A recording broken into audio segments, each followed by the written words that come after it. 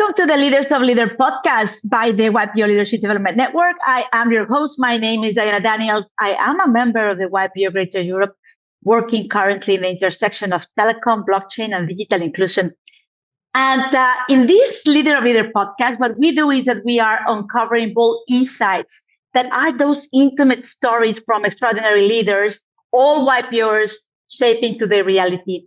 And in this episode, it's actually super interesting because it hits at the very heart of what leadership and technology need most right now, which is emotional intelligence.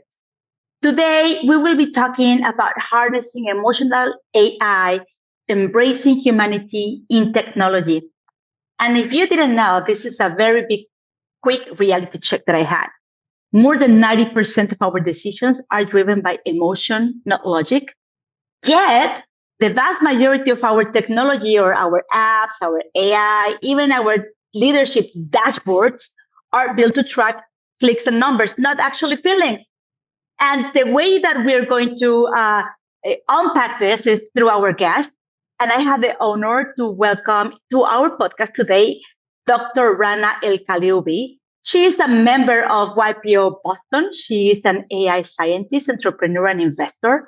Rana is the co-founder and general partner at Blue Tulip Ventures, an AI-focused venture firm that invests in early-stage startups, also building human-centric AI. She's also the co-founder and the CEO of Affectiva, who exited actually to Smarta in 2021. And Dr. Kaliouby is the author of the stunning memoir, Girl Decoded, which blends her journey with the powerful lessons in empathy, ethics, and innovation. She's also been named Forbes Top 50 Women in Tech and a World Economic Forum Young Global Leader.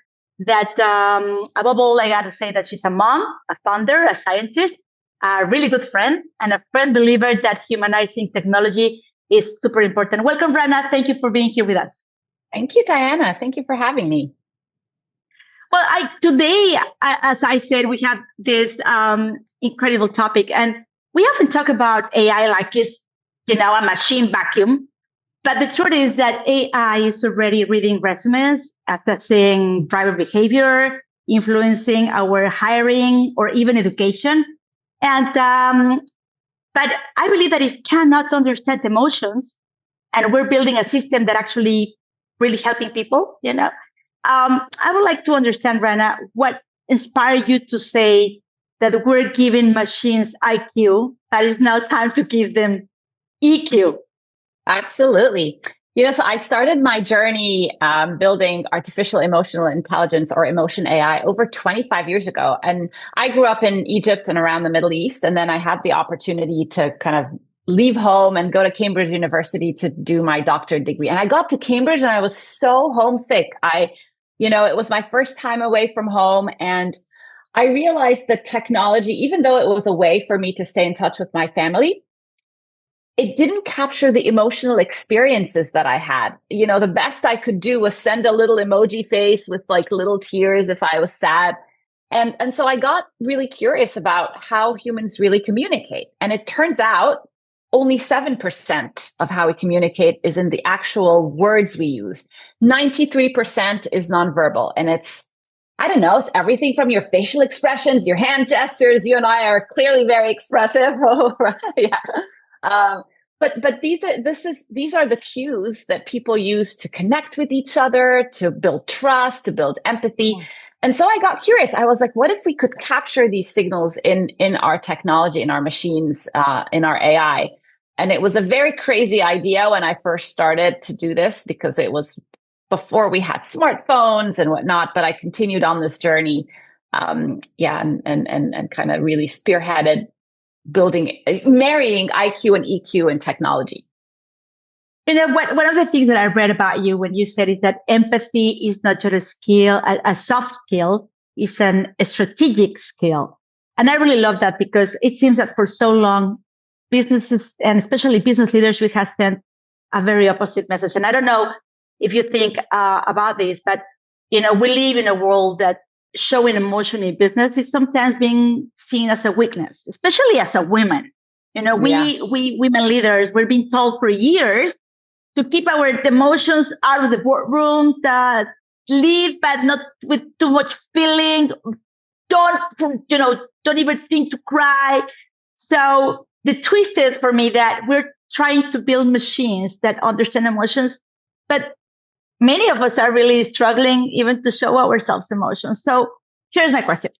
How can we expect AI to be emotionally intelligent if we as leaders are still learning how to express or manage our emotions? I think so. When I started I researched this in academia, and then I came to MIT and decided to start a company out of MIT, a company Affectiva. And very quickly, I realized that it was going to be a tough journey, right? Because we were pitching to all these older male investors, the idea of building, right, emotion recognition. And a lot of them were like, why do we even need emotions, right? They saw that as a hindering to like kind of progress. Yeah. And COVID hit. And I think that was a turning point because people really realized that to lead effectively in these really tough times, you have to bring empathy to the table. And I'm a single mom. I have 2 kids, and I learned very quickly that the more vulnerable I was as a leader, the more actually trust and loyalty we built within the team. And we had an incredible culture at the company. People were just so committed to our mission, and they worked so hard, and they felt like they could be their whole selves because as a leader, I showed up as my whole self, and I showed up with a lot of empathetic leadership, and I think it's so important. So I think there's now more appreciation for it, but we're still not there yet. Still work to do. So in this, I mean, if we go a little bit deeper, how do you think this emotional AI will actually help us to become better, not just better human beings, but also better leaders, and not only efficient ones? What specific or technical aspects do you think that we need to implement in our companies to do this?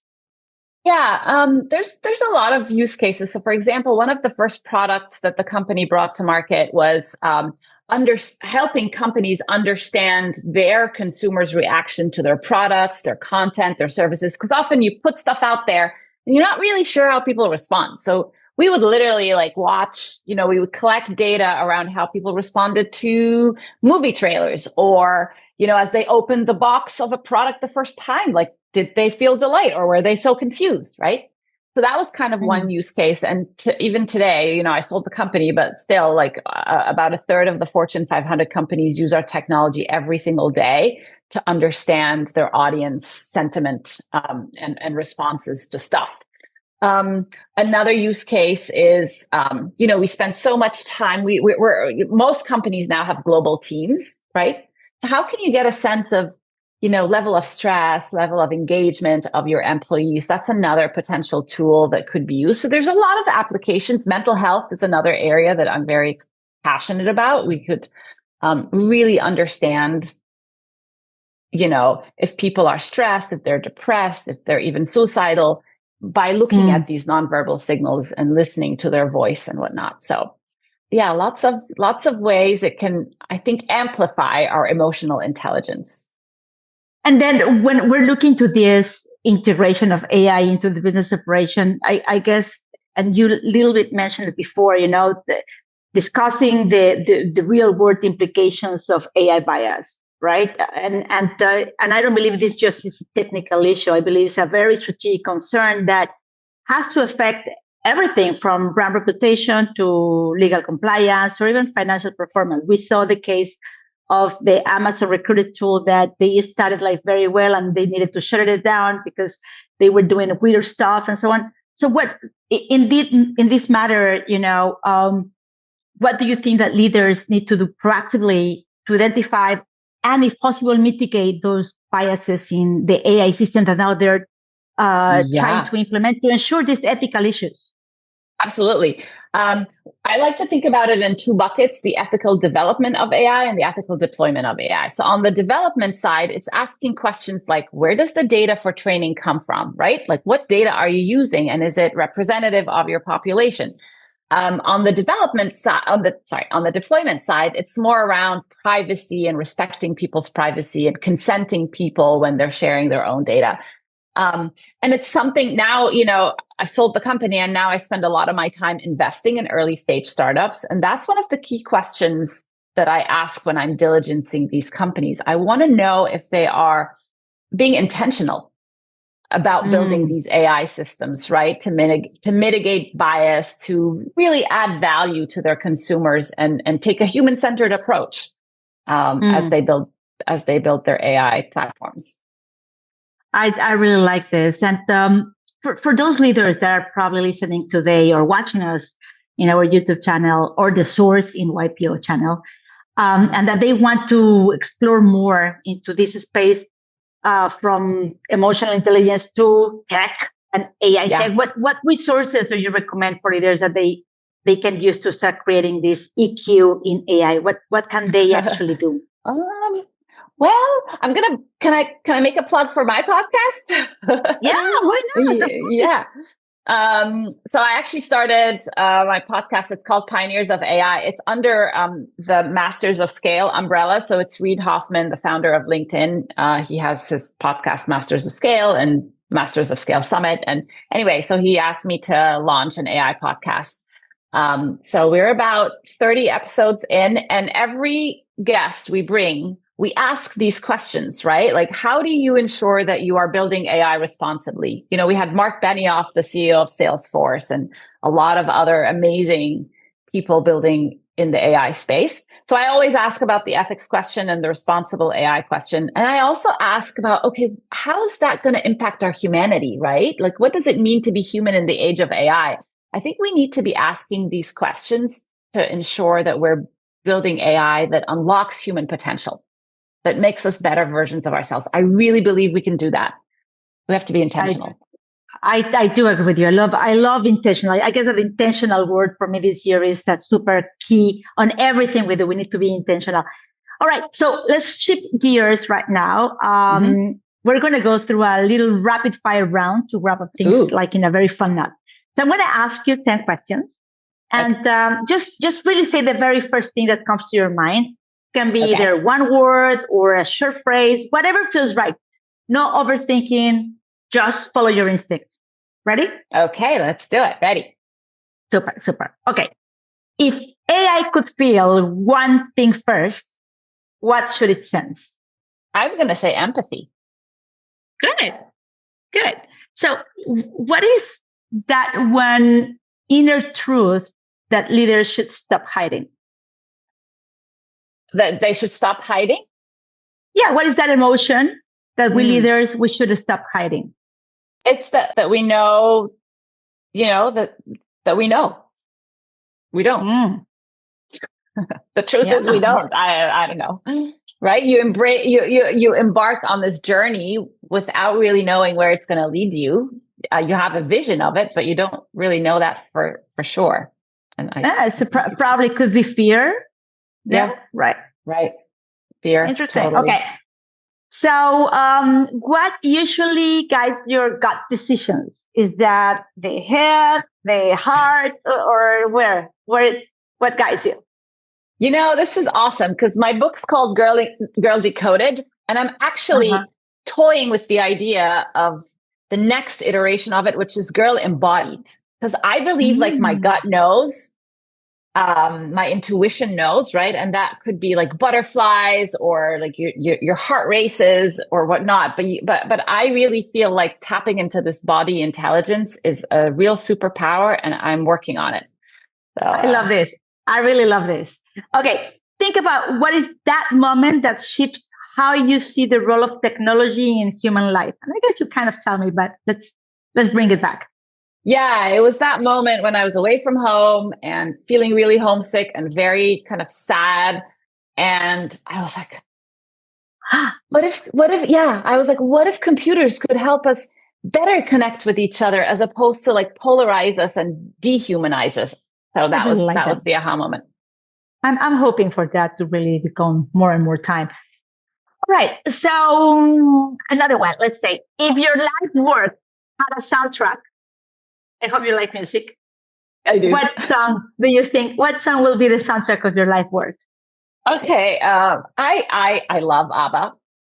And I love the dancing queen because I love dancing. Exactly. Dancing queen. Exactly. So if I could have it, that is the soundtrack of my life. Okay, my dancing queen. You got me for the next time I'll see you. All right. So I guess this is a very cool one. What is something that technology still misunderstands about people? Oh my God. So many things in general, but I think it's like this, the emphasis on love and human connection, like how important that is in our life. I don't think technology gets that.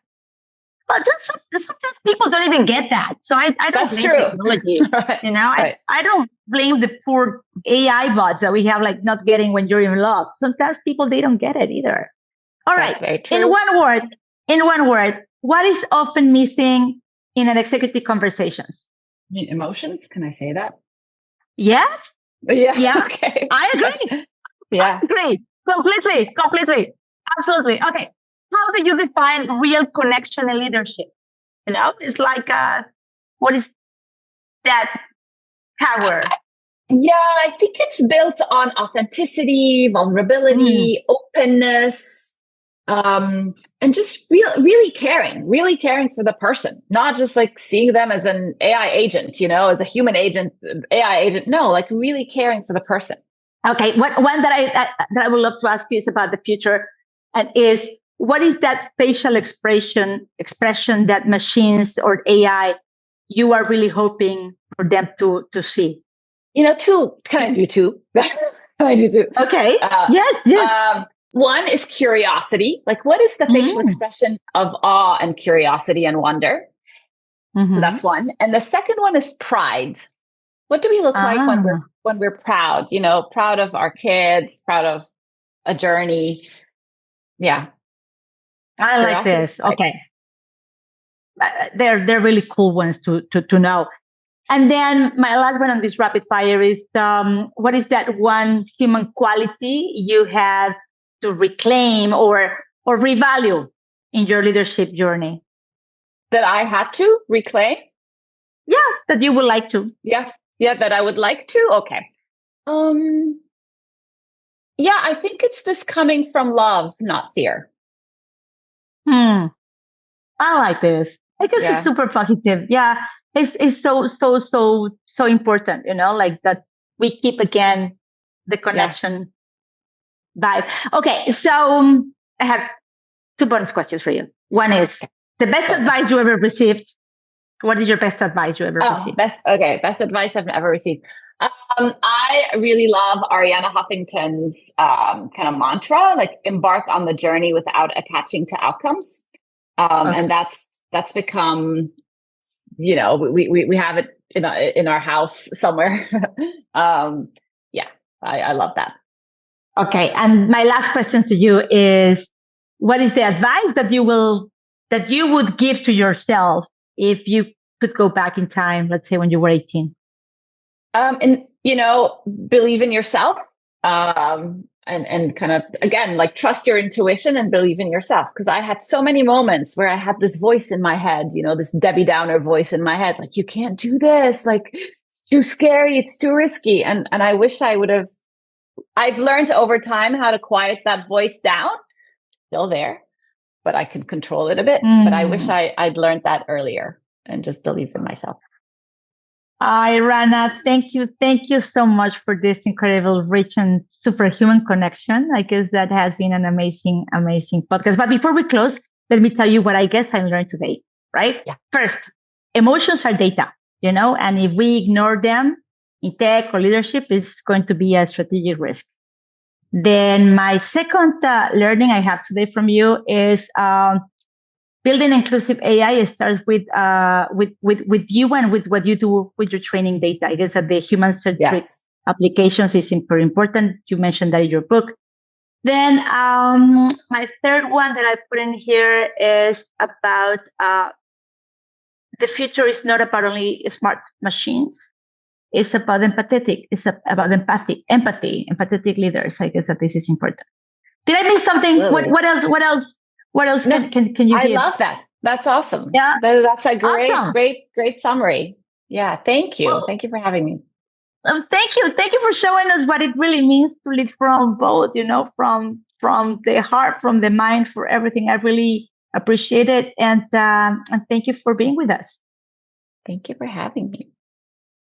And to our community of YPO leaders, emotional AI is not just a trend. It's a call to lead with presence, with empathy, and with deep understanding of the people we serve. So thank you for being with us, and see you next time. Stay connected. See you soon.